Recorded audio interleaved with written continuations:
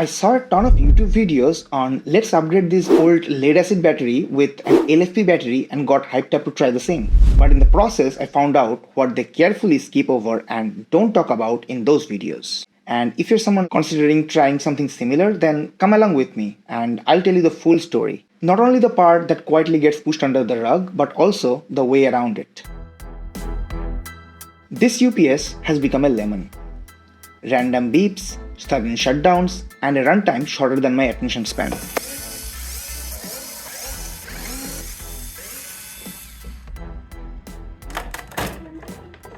And if you look closely, these aren't even the original batteries that came with the UPS.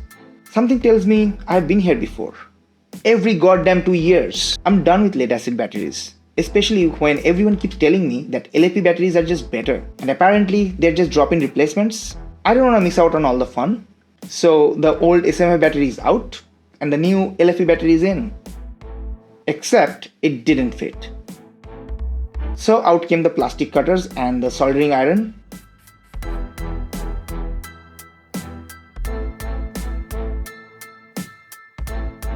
Once we cleaned up the crime scene, it looked promising.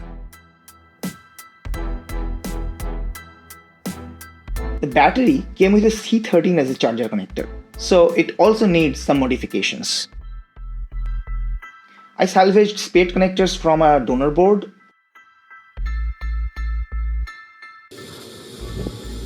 wired everything together with a full functional jugaad confidence, and somehow it all fits together just right. Connect the UPS to AC mains and turn it on, and bada bing bada boom, the battery is charging. And this is the exact moment where most YouTube videos fade out with a cheerful "thanks for watching, like, share and subscribe." But not today. You see, before putting everything back together, we tried testing the power backup by cutting the mains power. And immediately the UPS entered a fault recovery fault loop. I checked everything, relays, MOSFETs, capacitors, thermals, all fine. Hours of probing, mapping, poking, nothing was broken. I do some research and I keep finding more and more reasons and evidences why the malfunctions like this should be the expected norm and not an outlier. That's when the uncomfortable thought hit me. Maybe the UPS isn't the problem. Maybe the battery also isn't the problem. Maybe my idea is the problem. I'm yet to get a clear answer, but I've already started to understand that I am on the wrong path.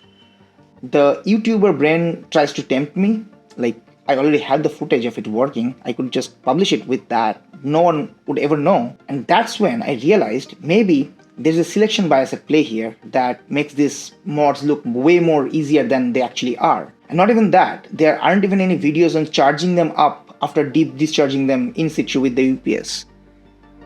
At most, they show when the battery is already 80% charged, meaning when it enters the constant voltage part of the charging cycle, which is safe to do with the lead acid UPS chargers, but they never show how did they charge it up to 80%, the constant current part of the charging cycle. So we only ever see the cropped up picture as success stories. Nobody uploads the videos where it didn't work out for them. Firstly, because there's no incentive to do it, or maybe everyone falsely assumes that they individually have done something wrong for the bad result instead of realizing the path itself was the wrong one. So instead of contributing to that pool by faking it, I figured, let me tell the real story. And that's when I finally got the clarity to see what went wrong. Or rather, what went exactly as it should have as part of its safety protocol design. You see, our LFP battery's BMS uses separate charge and discharge paths, while the UPS expects one unified terminal like a normal lead acid battery. So during startup, the UPS tried charging the battery and it worked. But the moment we tried pulling current from the charge connectors, the BMS panicked, it shut down and the UPS reset. Tried again and the loop went on forever. Nothing was broken, it was just two systems speaking completely different dialects. Ironically, what I thought was ruining my day was the BMS doing its job, protecting both of us from my brilliant ideas. So luckily, I haven't actually irreversibly damaged anything, at least on the electronic side. But that means this mod isn't a simple drop-in swap. There are multiple layers of nuances to it. By now, you can tell this isn't a feel-good upgrade to LFP success montage, but it's not an anti-LFP horror story either. The truth is, lead acid to lithium conversions are way more nuanced than Reddit or YouTube would have you believe. So instead of blindly taking sides, let's understand what actually matters. So here's the checklist for you. Is the battery chemistry LiFePO? Is the voltage range compatible? Does the UPS support selecting battery chemistry? Does the BMS have a unified charge-discharge path? Does your UPS have a soft start sequence? Does it offer a true constant current charging? Can you disable desulfation high voltage pulses? And most importantly, does the UPS actually manage the battery, or does it rely on the lead acid style shortcuts? You can fight forced obsolescence, dumb conventions, and weird regulations, but you can't fight physics. I agree. Different chemistries behave differently in a closed loop system, and UPS designs are built around those assumptions. Ignoring them is basically buying a first class ticket to a delayed misfortune, or in case you're lucky, like me, an instant slap on the wrist, which in retrospect, I'm quite thankful for, as it would have been much worse. So here's my final decision.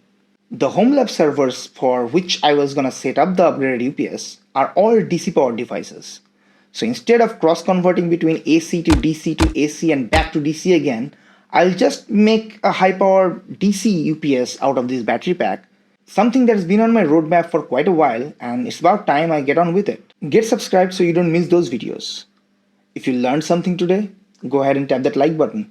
And if you have attempted something similar, do let us know in the comments. How did it go? See you in the next one, and break it till you make it.